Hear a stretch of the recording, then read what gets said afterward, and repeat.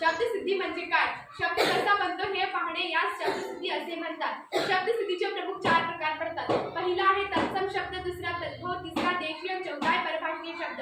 तत्सम शब्द म्हणजे काय? संस्कृत भाषेतील अनेक शब्द जसेच्या तसे म्हणजे त्यांच्या रूपात काहीही बदल न होता मराठी भाषेत आले आहेत. अशा शब्दांना तत्सम शब्द असे म्हणतात. उदाहरणार्थ कन्या, पुत्र, पिता, पुष्प, जल, भगवान, परंतु इत्यादी. दुसरा आहे तद्भव शब्द. संस्कृत भाषेतील अनेक शब्द जसेच्या तसे न येता त्यांच्या रूपात काही बदल होऊन मराठी भाषेत आले आहेत. अशा शब्दांना तद्भव शब्द असे म्हणतात. उदाहरणार्थ गाव, ग्राम, दूध, दुग्ध, हात, हस्त, कान, कर्ण, पान, पर्ण इत्यादी. तिसरा आहे देशी शब्द. जे शब्द अन्य भाषेतून आलेले आहेत अशा मूळ शब्दांना देशी शब्द असे म्हटले जाते. अशा शब्दांना देशी शब्द असे म्हटले जातं. उदाहरणार्थ चिमणी, वांगे, दगड इत्यादी. चौथा आहे परभाषी शब्द. संस्कृत सोडून इतर भाषेतून आलेल्या शब्दांना परभाषीय शब्द असे म्हटले जाते. उदाहरणार्थ टेबल, पेन इत्यादी. भाषा हिंदी मधील शब्द धान, करोड, मिठाई, भाई, बेटा. मराठी शब्द भाकरी, दूध, ताई, गीता.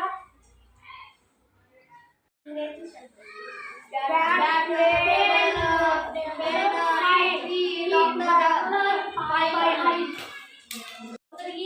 पोर्तुगीज शब्द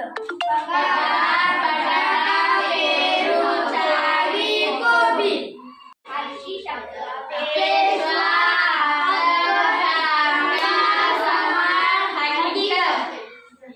अरबी शब्द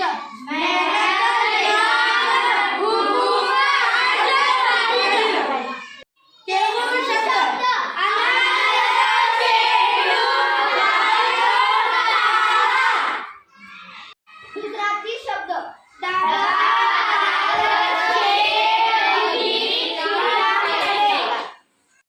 शब्दसिद्धी म्हणजे काय? शब्द कसा बनतो हे पाहण्यासाठी शब्दसिद्धी असे म्हणतात. शब्दसिद्धीचे 4 प्रकार. पहिला तत्सम म्हणजे काय? संस्कृत भाषेतील अनेक शब्द जसेचे तसे म्हणजेच त्यांच्या रूपात काही बदल न होता मराठी भाषेत आलेले आहेत त्यांना तत्सम शब्द असे म्हणतात.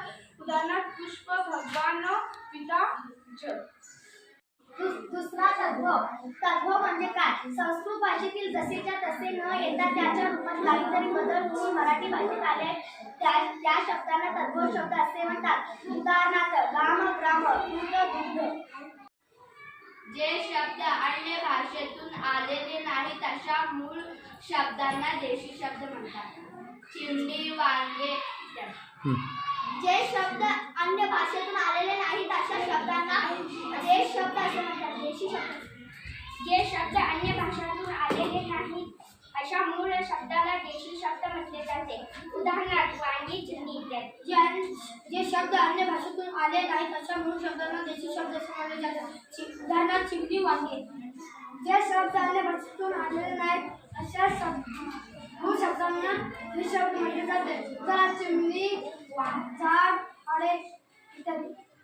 जे शब्द अन्य भाषेतून आलेले नाहीत अशा मूळ शब्दांना देशी शब्द असे म्हणतात. उदाहरणार्थ चिमणी, वांगे, झाड इत्यादी. परभाषीय शब्द म्हणजे काय? जे संस्कृतमधील शब्द आपल्या मराठी भाषेत आढळतात तसेच संस्कृत शिवाय इतर भाषांतील शब्द देखील मराठी समाविष्ट झाले आहेत. असे शब्द म्हणजे परभाषी शब्द होय. उदाहरणार्थ टेबल, पेन. परभाषी शब्द म्हणजे काय? संस्कृत मधून सोडून इतर भाषेतून आले आहेत त्या शब्दांना परभाषीय शब्द असे म्हणतात. उदाहरणार्थ टेबल, पेन.